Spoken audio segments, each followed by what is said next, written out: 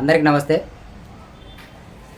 మాజీ ముఖ్యమంత్రి వైఎస్ జగన్మోహన్ రెడ్డి గారు ఆంధ్రప్రదేశ్ రాష్ట్రంలో 2024 ఎన్నికల్లో వైఎస్ఆర్ కాంగ్రెస్ పార్టీ ఘోరాతి ఘోరంగా ఓటమి పాలైతే అవ్వడం జరిగింది. సో వైఎస్ఆర్ కాంగ్రెస్ పార్టీ 11 సీట్లను మాత్రమే సాధించి ప్రతిపక్ష హోదాను కూడా దక్కించుకొని స్థితిలో వైఎస్ఆర్ కాంగ్రెస్ పార్టీ ఈ కాలంలో ఉంది. సో ఇప్పుడు నేను ఈ టాపిక్ ఎందుకు మాట్లాడుతున్నానంటే, మాజీ ముఖ్యమంత్రి వైఎస్ జగన్మోహన్ రెడ్డి గారు ఆయన పులివెందుల నియోజకవర్గం నుంచి ఎమ్మెల్యేగా అయితే గెలవడం జరిగింది. సో ఆ ఎమ్మెల్యేగా గెలిచిన తర్వాత అసెంబ్లీకి ఆయన ప్రమాణ స్వీకారం చేయడం కోసం మాత్రమే అసెంబ్లీలోకి అడుగు పెట్టారు. సో ఆ తర్వాత ప్రమాణ స్వీకారం చేసిన సెకండ్లోనే వెంటనే అసెంబ్లీ నుంచి బయటకు కూడా రావడం జరిగింది. సో మళ్ళీ ఇప్పుడు వైఎస్ జగన్మోహన్ రెడ్డి గారు అసెంబ్లీలోకి అయితే వెళ్ళడం జరిగింది.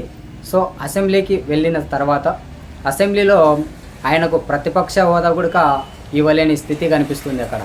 సో ఎందుకంటే గవర్నర్ గారు ప్రసంగిస్తున్న సమయంలో అక్కడ టీడీపీ కూటమి నేతలంతా ఎమ్మెల్యేలు గందరగోళం చేస్తూ ఈ గవర్నర్ గారి స్పీచ్ను ఆపడం కోసం ప్రయత్నాలు చేస్తూ గందరగోళం చేస్తున్నారనే దిశగా వార్తలు అయితే వినిపిస్తున్నాయి. సో అదేవిధంగా మాజీ ముఖ్యమంత్రి వైఎస్ జగన్మోహన్ రెడ్డి గారికి ఆయనకు ప్రతిపక్షంగా మాట్లాడే అర్హత కూడా అక్కడ ఇవ్వలేదంట. సో ఎందుకంటే ఆయనకు ఎమ్మెల్యేగా ఆయనకు అసెంబ్లీలో స్థానం కల్పించారంట. సో మాజీ ముఖ్యమంత్రి అని కూడా కాకుండా ఎమ్మెల్యేగా మామూలుగా సాధారణ ఎమ్మెల్యేగా ఆయనకు అసెంబ్లీలో అర్హతను కల్పించారంట.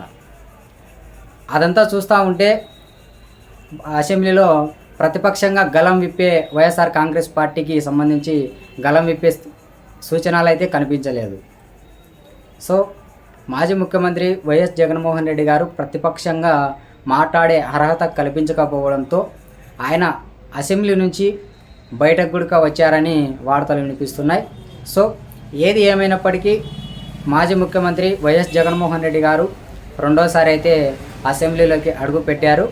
సో గతంలో వైఎస్ జగన్మోహన్ రెడ్డి గారి పులివెందుల నియోజకవర్గానికి ఉప ఎన్నికలు జరుగుతాయని కూడా వార్తలు వినిపించాయి.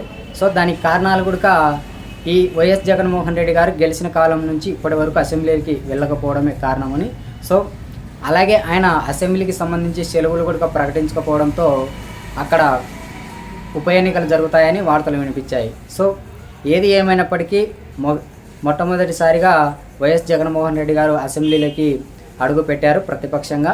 చూద్దాం రానున్న రోజుల్లో ఆయనకు అసెంబ్లీలో మళ్ళాసారి అసెంబ్లీ సమావేశాలకు అటెండ్ అవుతారా లేక ఇంతటితో ఆగుతారా అనే విషయాలైతే తెర మీద వినిపిస్తున్నాయి.